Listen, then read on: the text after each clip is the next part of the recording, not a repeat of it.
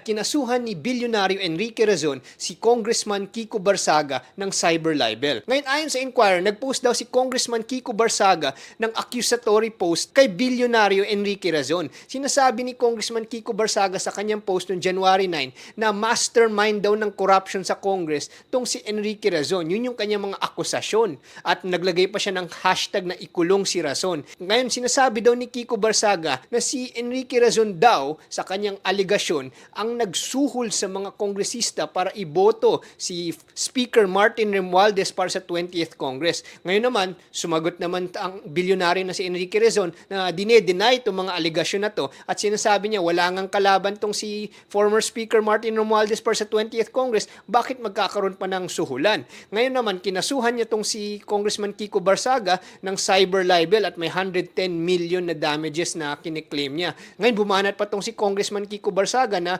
bakit pa daw siya hinihinga ng damages na 110 million? Eh di ba bilyonaryo na daw siya. Ngayon naman nag-follow up pa tong si Congressman Kiko Barsaga ng isa pang video na sinasabi niya na nilalabanan daw niya mga masasama or mga evil sa ating lipunan at kinaklasify pa daw niya tong si bilyonaryo Enrique Razon as one of those enabling the evil politicians, no? So ngayon medyo sensitive to mga nangyayari sa dalawang to kasi syempre nagkakaroon ng batuhan sa kanilang dalawa ayon sa mga news articles. Ngayon naman tong post ni Kiko Barsaga tinake down na niya pero syempre na-share na sa mga libo-libong tao at nakita na rin ng lahat at ng mga media outlets.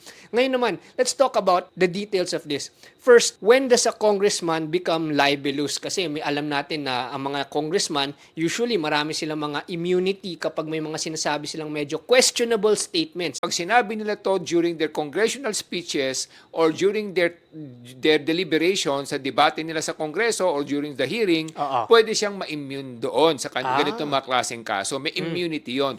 But once you say that outside of that hall, then definitely you are now liable or you can be sued for cyber libel or slander. No? So, yun yung mga legal issues dito. Kasi nga, hindi mo pwedeng abusuhin yung kapangyarihan mo as a congressman to say bad things about other people kung ito'y wala namang, kumbaga, deliberasyon. Hindi ito dahil sa may deliberation or a debate or during your speech na meron ka na discover na gusto mong ilatag at ilahad na pwede namang tuligsain din o kumbaga kontrahin din ng ibang mga kasamahan mo. Bagapat sabihin na natin kahit na magandang hangarin niya na gusto niyang i-expose yung mga mali sa lipunan, so siguro meron tamang pamamaraan na gagawin to kasi mahirap naman na manira ka ng kapwa mo kung hindi mo pa nabubuo yung mga ebidensya mo.